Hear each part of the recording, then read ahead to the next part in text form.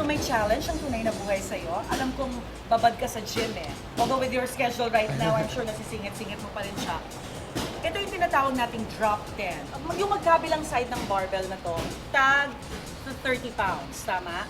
10 pounds, ay, aray ko, each. Okay. So meron na tayong 20, coach. Ilagay mo na dyan para maging 30.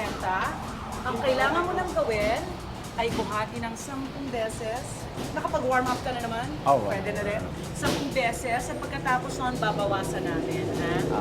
So, mula sa mahirap, papadali. Okay. Are you ready? I'm ready. Atras ako dito ng slide. Ayan, ito na lang ako. Okay, 10 beses, Derek, ha? Okay, game. 1, 2, 3, go. 1, 2, 3, 4, 6, 7, 8, 9, 10. Wow! Oh, wow! Okay, babawas na kami. Okay. Tuloy tayo. Then, So 10, okay, game. total of 40 pounds. Yeah. Easy na yan. Yakang-yaka na yun. 7, 8, 9, 10. Kung yakang-yaka yan, paano pa ito, diba?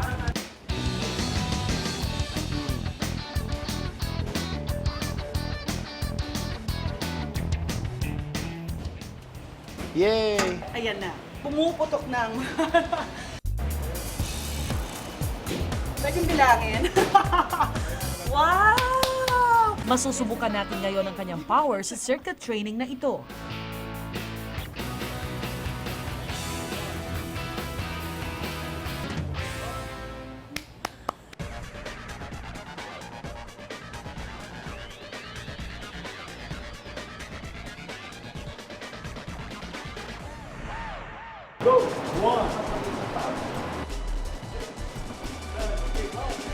Direct effortless. Wow! Kung kanina sumabak si Derek sa iba't ibang physical challenges, ngayon, personal ko namang susubukan ang ilan sa exercises at activities na ginagawa niya to stay fit.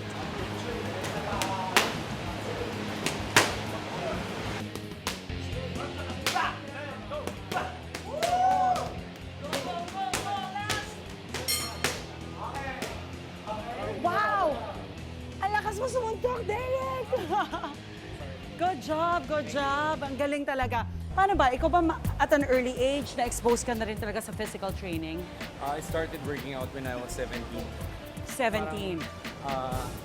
It's not really for the show, I'm doing it for myself din. Kasi Yes. parang yung mga colleagues ko, yung mga classmates ko, ripped na sila at a very young Talaga? age. Oo, So, oo, oo. nainggit ako.